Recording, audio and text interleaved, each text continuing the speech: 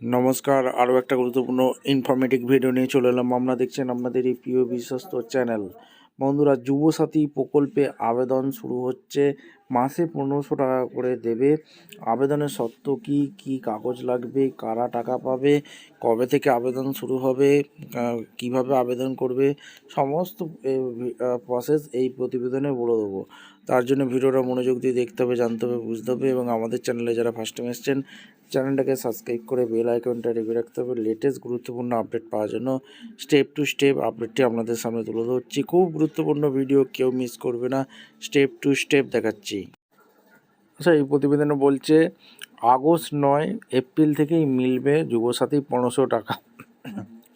মমতা ব্যানার্জি যুবসাথী স্কিমে আজকে ঘোষণা করেছে। মুখ্যমন্ত্রী মমতা বন্দ্যোপাধ্যায় বলেন 294টি বিধানসভা কেন্দ্রে একটি করে ক্যাম্প হবে, অর্থাৎ রাজ্য জুড়ে 294টি ক্যাম্প হবে। সকালে 10টা থেকে বিকেল 5টা পর্যন্ত ওই ক্যাম্পে এসে আবেদন করতে পারবে। আমরা কাগজে নিয়ে একটা বিজ্ঞাপন কিন্তু দিয়ে দেব।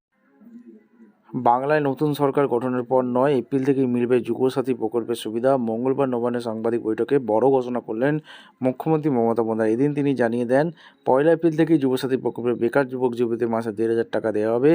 যে প্রকল্পটি 15ই আগস্ট শুরু হওয়ার কথা ছিল, সেটাই এগিয়ে আনার কথা এদিন ঘোষণা।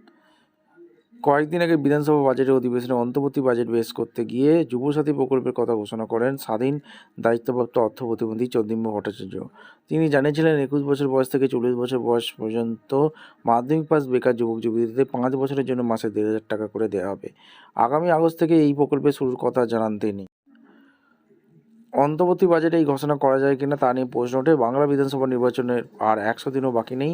স্বাভাবিকভাবে এই প্রকল্পের সুবিধা পাওয়া যাবে নতুন সরকার গঠনের পর। নতুন সরকার গঠনের পর বাজেট পেশ হবে। সব মিলিয়ে এই প্রকল্প নিয়ে প্রশ্ন উঠেছিল।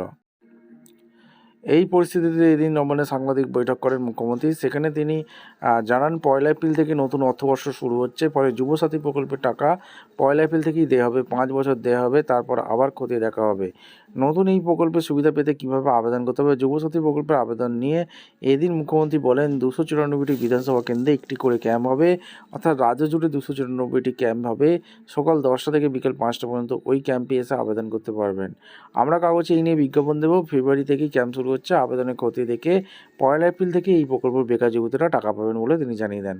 ভিডিওটা ইনফরমেটিভ মনে হলে আমাদের চ্যানেল ফার্স্ট টাইমে থাকলে চ্যানেলটাকে সাবস্ক্রাইব করে বেল আইকনটা টিপে রাখতে হবে। মিনিমাম এডুকেশন কোয়ালিফিকেশান মাধ্যমিক পাস অবশ্যই লাগবে। আর এখানে ডকুমেন্টস দেখবে আধার কার্ড, ফটো, ব্যাঙ্ক অ্যাকাউন্ট, আর এখানে এডুকেশন কোয়ালিফিকেশান, এই সার্টিফিকেটগুলো নর্মাল লাগে। ঠিক আছে, ভিডিওটা ইনফরমেটিভ মনে হলে চ্যানেলটাকে সাবস্ক্রাইব করে বেল আইকনটা টিপে রাখুন। দেখা হচ্ছে কোনো পরবর্তী ভিডিও। ধন্যবাদ।